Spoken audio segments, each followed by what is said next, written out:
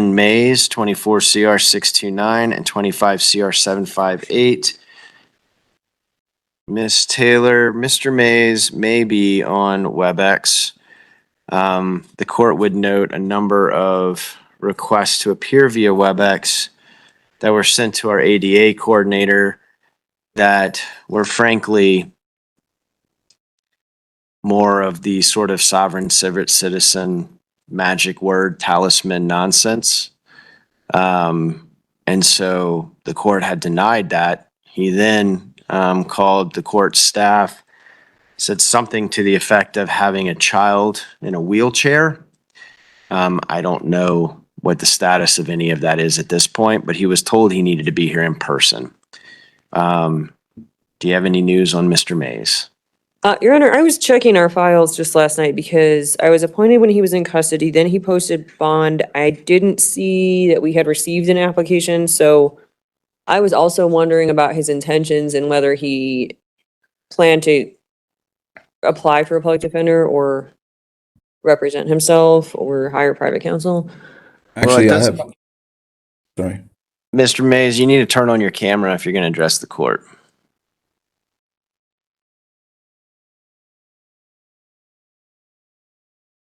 So, Ms. Taylor, here's an interesting issue. Mr. Mays has filed a number of motions that indicate he does not believe the court has jurisdiction over him. If that's the case, how can he represent himself? It's a fair question. Because if he doesn't believe that the court has jurisdiction over him, which I can assure you it does, then he will refuse to apply the rules of the court and the orders of the court because he believes it does not have jurisdiction over them. Then how can he represent himself? And my office would be happy to represent him, but I don't think we have the documentation that we would need, such as proof of income, to be able to proceed in that direction today. Did you Your do Honor, that, Mr. Mays? I reached out to the public defenders. I was trying to find your name. I couldn't find. I have emails that prove that I was reaching out to them. They took my court case. I asked several times. I was like, I need to get a hold of. I don't even remember your name. Tell me your name again, Miss. The public defender. It's Taylor. Ms. Taylor. Ms. Taylor, yes, ma'am. I was trying to reach out to you personally to talk to you about this case. I wanted to move forward. I have someone else that was going to assist as an amicus curiae and help with discovery. I could not get a hold. That was 3 weeks ago that I was trying to email them, and I did not get anything back from them. I have no income right now. I'm literally homeless. I'm borrowing someone's computer right now. It's not that I don't believe in the system, sir. I apologize. That's the thought. I object to any sovereign citizen language at all. That's not me, sir. I'm just trying to execute the best I can in this situation and rescind anything that I did. I mean no harm to anyone. I'm a friend of the U.S., the United States. I did not mean any damage to anybody in any of these situations. So, yeah, if I can get with Miss Taylor and we can go forward, I don't have the ability to make things happen, and I am truly apologetic for that, sir.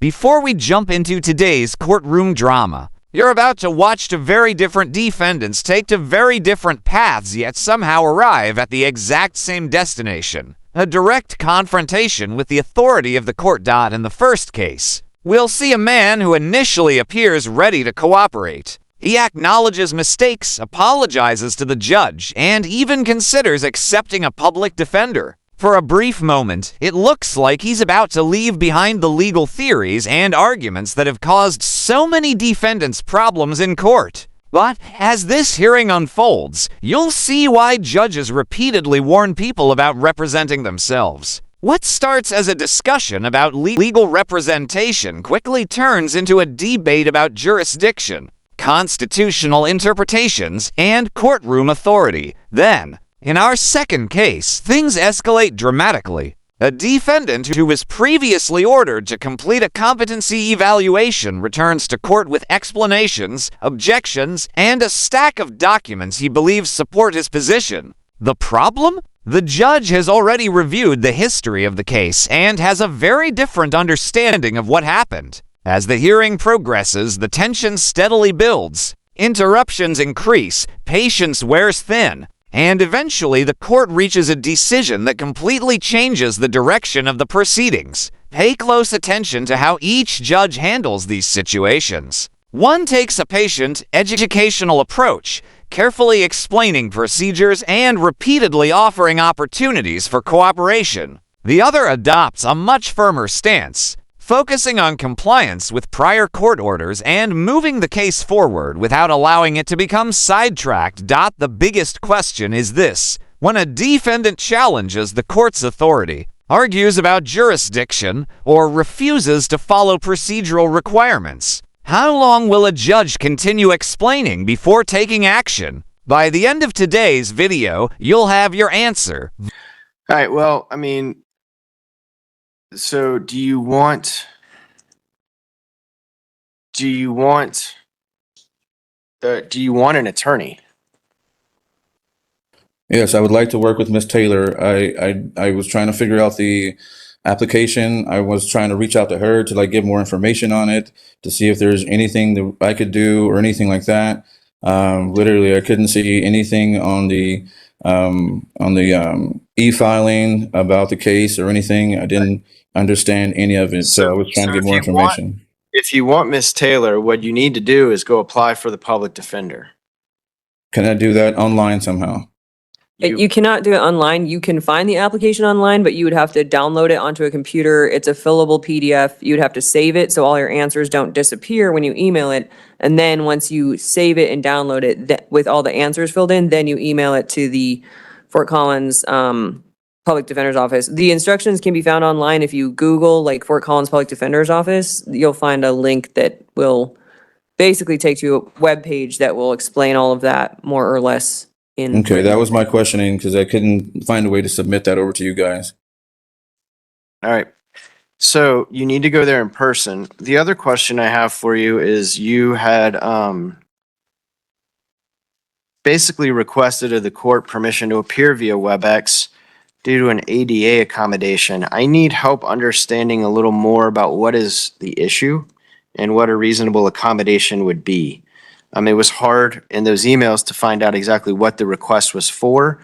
And also it seemed like you asked for a 2-week sort of time frame. So help me understand what the issue is and what a reasonable accommodation would be.